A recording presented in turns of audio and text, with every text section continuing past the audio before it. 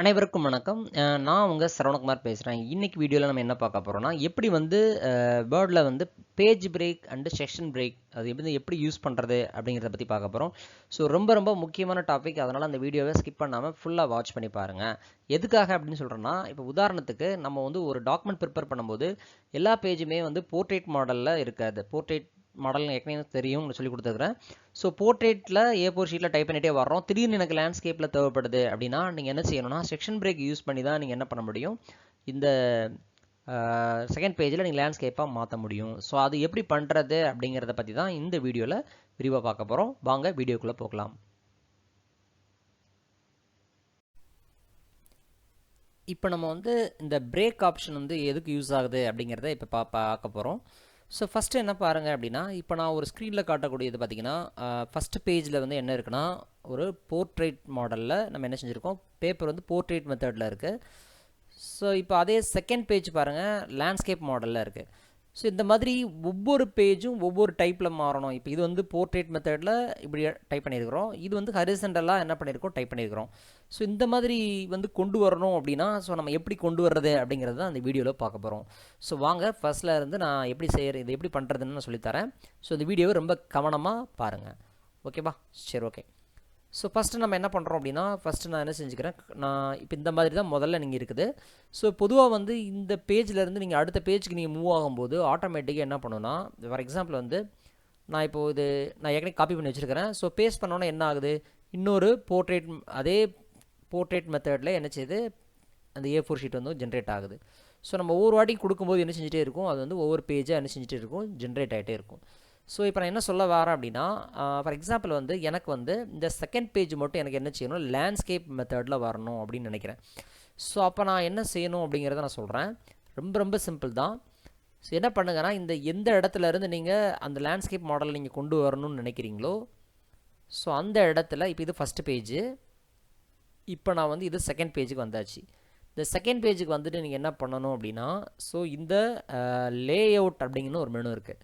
இந்த lay out அப்படிங்கிற மெனுவில் நான் செகண்ட் பேஜுக்கு வந்ததுக்கு அப்புறமா நான் வந்து பிரேக் அப்படின்னு சொல்லி ஒரு ஆப்ஷன் இருக்கும். இந்த பிரேக் அப்படிங்கிற ஆப்ஷனில் போயிட்டு கண்டினியூஸ் அப்படின்னு சொல்லி கொடுத்துருப்பாங்க. இந்த கண்டினியூஸ் அப்படிங்கிற ஆப்ஷனை கிளிக் பண்ணோன்னே என்ன ஆகும் அப்படின்னா, இது வந்து செக்ஷன் 2 அப்படின்னு சொல்லி மாறும். ஸோ அது எப்படி தெரிஞ்சுக்கிறது, இது செக்ஷன் 2க்கு மாறிடுச்சா இல்லையா அப்படிங்கிறத அப்படின்னா, ஸோ இந்த இடத்துல இங்கிலீஷ் இந்தியா அப்படின்னு போட்டிருக்கு இல்லையா, ஸோ இந்த அக்சசபிலிட்டின்னு போட்டிருக்கு இல்லையா, இதுக்கு பக்கத்தில் இந்த கேப் இருக்குல்ல, இந்த கேப்பில் நீங்கள் ரைட் கிளிக் பண்ணுங்கள். ஸோ ரைட் கிளிக் பண்ணிங்கன்னா இதில் செக்ஷன் அப்படின்னு சொல்லி ஒன்று கொடுத்துருக்கும். செக்ஷன் அப்படின்னு கொடுத்த உடனே ஸோ இந்த பாருங்கள், இந்த இடத்துல செக்ஷன் 2 அப்படின்னு சொல்லி காட்டுது. ஸோ அப்போ செக்ஷன் 2 வந்து ஜென்ரேட் ஆகிடுச்சுன்னு அர்த்தம். இப்போ நீங்கள் என்ன பண்ணிக்கலாம் அப்படின்னா, நீங்கள் லே அவுட் அப்படிங்கிற மெனுவிலேயே போயிட்டு ஓரியன்டேஷனில் போயிட்டு லேண்ட்ஸ்கேப் அப்படின்னு நீங்கள் மாற்றிக்கோங்க. ஸோ இப்போ பாருங்கள், ஃபஸ்ட்டு பேஜ் உங்களுக்கு போர்ட்ரேட்டில் இருக்குது, செகண்ட் பேஜ் வந்து உங்களுக்கு லேண்ட்ஸ்கேப் மாறிடுச்சு.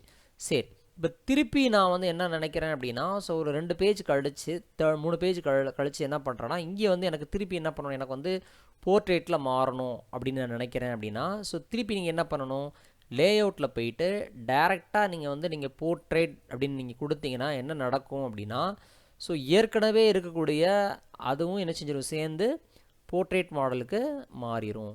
ஸோ அப்போ அதனால் நம்ம என்ன பண்ணணும் அப்படின்னா, ஸோ அப்போ நம்ம வந்து இந்த 4th பேஜ் போகும்போது ஸோ இங்கேயே என்ன செய்யணும், செக்ஷனை கொண்டு வரணும். ஸோ அப்போ அதுக்கு என்ன செய்யணும், 4th பேஜில் வந்து கிளிக் பண்ணிக்கோங்க. ஸோ கிளிக் பண்ணிவிட்டு சாரி, ஸோ அதுக்கு முன்னாடி நான் பழைய நிலைமை கொண்டு போயிடுறேன். கண்ட்ரோல் இசட் கொடுத்தாச்சு. கண்ட்ரோல் இசட் கொடுத்த உடனே பழைய ஷேப்புக்கு போயிடுது. ஸோ ஃபஸ்ட்டு பேஜ் வந்து போர்ட்ரேட்டு, அடுத்து லேண்ட்ஸ்கேப் இருக்குது, இங்கே லேண்ட்ஸ்கேப் இருக்குது. ஸோ இந்த பேஜ் வந்து எனக்கு போர்ட்ரேட்டாக மாறணும். அப்போ நீங்கள் கரெக்டாக என்ன பண்ணணும்னா, இந்த இடத்துல எந்த இடத்துல மாறணும்னு நினைக்கிறீங்களோ, எந்த பேஜ் மாறணும்னு நினைக்கிறீங்களோ அதோடைய ஸ்டார்டிங்கில் கர்சரை வச்சுக்கோங்க. ஸோ பாயிண்ட் பண்ணிவிட்டு இப்போ பிரேக்கில் போய்க்கோங்க. போயிட்டு அதே மாதிரி கண்டினியூஸ் அப்படின்னு கொடுத்தீங்கன்னா இப்போ என்ன நடக்குது, செக்ஷன் 3 அப்படின்னு சொல்லி மாறிடும். செக்ஷன் 3 அப்படின்னு சொல்லி மாறிடும். ஸோ இந்த செக்ஷன் 3 அப்படின்னு மாறின உடனே நீங்கள் என்ன செய்யணும், திருப்பி அகெயின் லே அவுட்டில் போயிட்டு இந்த ஓரியன்டேஷனில் போர்ட்ரேட் அப்படின்னு நீங்கள் மாற்றினீங்கன்னா ஸோ அந்த பேஜ் வந்து உங்களுக்கு போர்ட்ரேட்டில் மாறிடும்.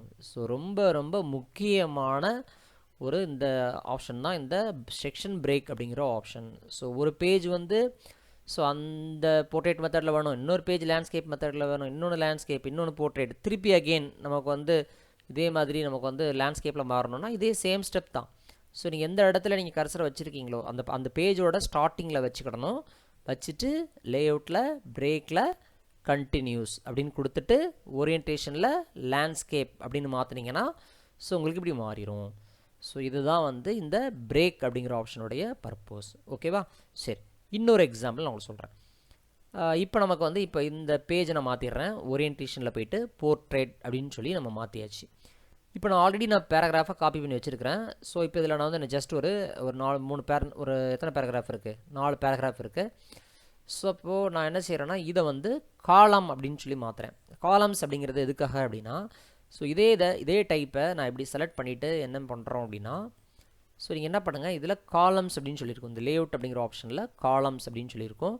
ஸோ இதில் நீங்கள் 2 அப்படின்னு கொடுத்தீங்கன்னா என்ன பண்ணும், இதுவே வந்து இந்த மாதிரி காலம் டைப்பில் வந்துடும் உங்களுக்கு. ஸோ பாருங்கள் 2 காலம் இருக்குதா? சரி, ஓகே. இப்போ நீங்கள் அதே என்ன செய்யுங்க, ஜஸ்ட்டு காப்பி பண்ணுங்கள். இதில் காப்பி பண்ணிக்கிறேன். இதில் வச்சுட்டு ஒரு enter, control V, enter, control V, enter, control V. So அப்போ என்னன்னா உங்களுக்கு வந்து காலம் டைப்பில் உங்களுக்கு வந்து என்ன செஞ்சிடுது, உங்களுக்கு வந்து வந்தாச்சு. சரி, ஓகேவா? சரி, இப்போ இதில் இப்போ நான் என்ன நினைக்கிறேன் அப்படின்னா, இந்த இடத்துல நான் ஒரு இமேஜ் வந்து இன்சர்ட் பண்ணணும். இந்த கேப்பில் ஒரு இமேஜை இன்சர்ட் பண்ண போகிறேன். ஸோ பட் என்ன செய்யணும் அப்படின்னா, அப்போ நான் என்ன செய்யணும், இது வந்து நான் என்ட்ரு பண்ணி என்ன செய்யணும், நான் வந்து கொஞ்சம் கேப்பை வந்து நான் வந்து கொடுக்கணும். இப்படி கொடுத்தா மட்டும்தான் என்ன ஆகும், இந்த இடத்துல கேப் விழும். ஸோ அதுக்கப்புறம் நம்ம என்ன பண்ணுவோம், இன்சர்ட்டில் போயிட்டு இந்த ஷேப் வந்து ஏதோ சம் ஷேப் வந்து என்ன செய்யணும், இதில் உள்ள வந்து ட்ரா பண்ண வேண்டியிருக்கும். இப்படி தான் நீங்கள் பண்ண முடியும். ஸோ அப்படி இல்லை, இந்த மாதிரி என்ட்ரு பண்ணாமல் டேரெக்டாகவே அந்த இடத்துல கேப் விழணும் அப்படின்னா, ஸோ அப்போ நீங்கள் ரொம்ப ரொம்ப சிம்பிள் தான். என்ன பண்ணலாம் அப்படின்னா, ஸோ திருப்பி நான் கண்ட்ரோல் Z கொடுத்துட்டு பழைய ஸ்டெப்பு கொண்டு போயிடுறேன். இந்த இடத்துல கர்சரை வச்சுக்கோங்க. வச்சுட்டு இதுக்கு இந்த இடத்துல தான் கேப் விழணும். ஸோ நேராக என்ன செய்யுங்க, லேஅவுட்டுக்கு போங்க, இதில் பிரேக்குக்கு போங்க, இதில் காலம் அப்படின்னு சொல்லி ஒன்று இருக்கும். இந்த காலம் அப்படிங்கிறது கொடுத்தீங்கன்னா முடிஞ்சு வச்சு இந்த இடத்துல கேப் ஆட்டோமேட்டிக்காக விழுந்துடும். ஸோ இந்த கேப்பில் நீங்கள் இன்சர்ட் பண்ணிக்கலாம்.